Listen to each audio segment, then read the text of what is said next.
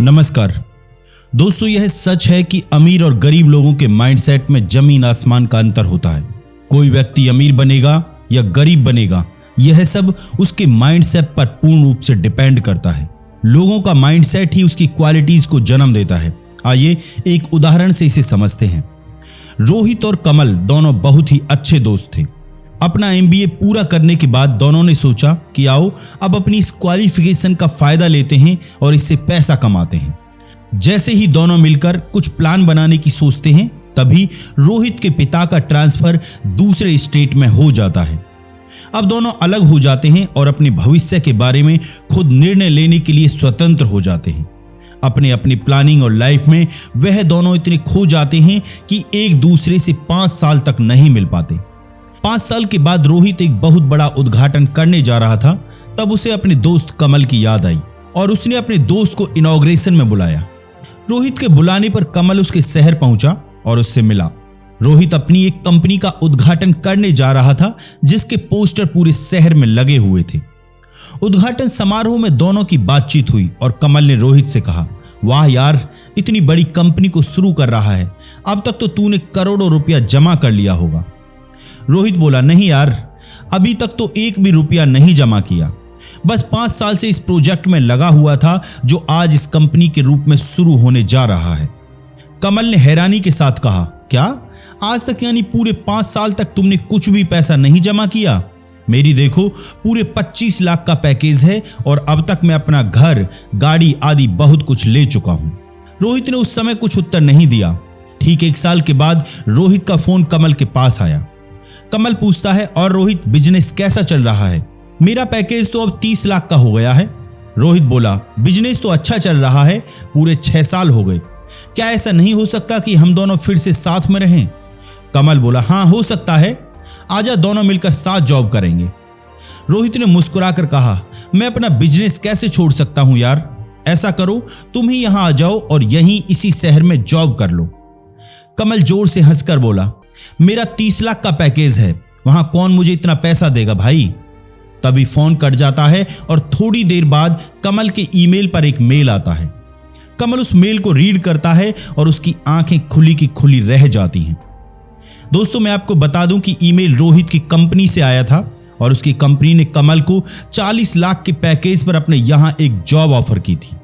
दोस्तों, यह कहानी तो यही समाप्त हो जाती है, लेकिन आप समझ ही गए होंगे कि अब कमल ने क्या किया होगा।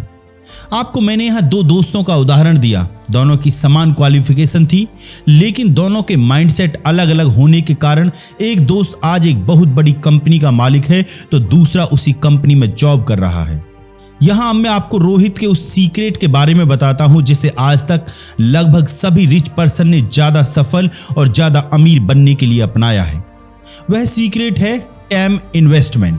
जी हां, यह टैम इन्वेस्टमेंट ही लोगों को अमीर बनाता है और वह भी हमेशा के लिए। आइए जानते हैं कि यह टैम इन्वेस्टमेंट क्या है। दोस्तों, जब कोई व्यक्ति लॉन्ग टर्म प्रॉपर प्लानिंग के साथ टैम इन्वेस्टमेंट को अपनाकर रिजल्ट ओरिएंटेड वर्क करता है तो उसे अमीर बनने से कोई नहीं रोक सकता। यहां टैम इन्वेस्टमेंट को हम 3 पार्ट में अलग अलग कर सकते हैं। Number 1 T4 time management, number 2 E4 effort और एनर्जी इन्वेस्टमेंट और नंबर 3 मनी इन्वेस्टमेंट। कहानी में कमल ने एक पुअर माइंडसेट के साथ MBA के बाद तुरंत पैसे कमाने को चुना और एक जॉब कर ली, जबकि रोहित ने एक ऐसा सिस्टम बनाने को चुना जो उसे हमेशा के लिए बहुत ज्यादा रिटर्न दे सके। आइए इस कॉन्सेप्ट को सही से समझते हैं। गरीब और अमीर माइंडसेट में सबसे बड़ा अंतर यह होता है कि पुअर माइंडसेट के व्यक्ति को काम के बदले तुरंत पैसा या रिटर्न चाहिए होता है, जबकि रिच माइंडसेट का व्यक्ति काम को इंपॉर्टेंस देता है और पैसे व रिटर्न को वो तब तक इंतजार करता है जब तक उसे बहुत बड़ा अमाउंट मिलना शुरू ना हो जाए।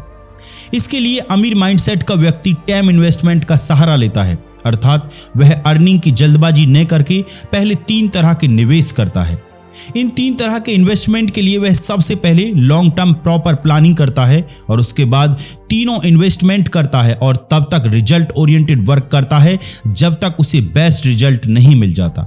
दोस्तों, इस कॉन्सेप्ट को इस तरह से समझ सकते हैं कि सबसे पहले वह लॉन्ग टर्म प्रॉपर प्लानिंग करता है और उसे पूरा करने के लिए अच्छे से अच्छा तरीका अपनाता रहता है।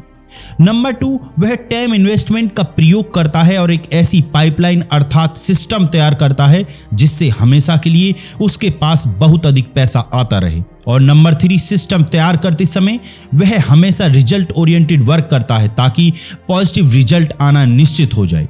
समय का निवेश आज की दुनिया में सबसे बड़ा निवेश है। टाइम इन्वेस्टमेंट के बिना कोई भी कार्य पूरा नहीं हो सकता। अब बात आती है कि अमीर लोग समय का इन्वेस्ट कैसे और कहां करते हैं। आपके पास मोबाइल होगा और उसमें एक सिम होगा। मान लो कि आपके मोबाइल में जियो कंपनी का सिम है और जियो कंपनी की शुरुआत 5 सितंबर 2016 को सभी लोगों के लिए की हुई थी। लेकिन इसकी प्लानिंग काफी पहले की जा चुकी होगी और इस प्लानिंग में मुकेश अंबानी जी ने अपना बहुत सारा टाइम इन्वेस्ट किया होगा। बिना प्लानिंग और टाइम इन्वेस्टमेंट के यह हमारे पास इतने अच्छे रूप में आना पॉसिबल नहीं था। लेकिन टाइम इन्वेस्टमेंट करते समय मुकेश अंबानी जी ने इस कंपनी से जीरो अर्निंग की थी और एक बेहतर सिस्टम बनाने में अपना टाइम इन्वेस्ट किया था। दोस्तों, इसी तरह एफर्ट इन्वेस्टमेंट के बिना भी कोई भी अच्छा सिस्टम तैयार नहीं किया जा सकता। मुकेश अंबानी जी ने अपना बहुत सा एफर्ट इन्वेस्टमेंट एक सिस्टम जियो बनाने में किया होगा। कई सालों की कोशिशों के बाद वह एक ऐसा सिस्टम बनाने में कामयाब हो गए जो उन्हें जीवन भर ढेर सारा पैसा कमा कर देगा।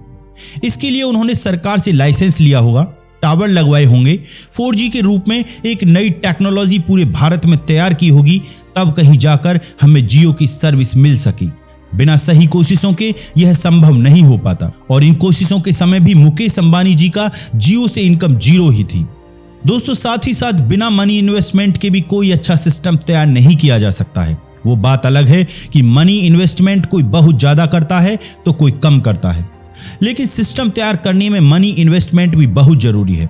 सरकार से लाइसेंस लेने में, टावर के लिए जगह लेने में, 4G जैसी नई टेक्नोलॉजी लाने में मुकेश जी ने बहुत सा मनी इन्वेस्ट किया होगा।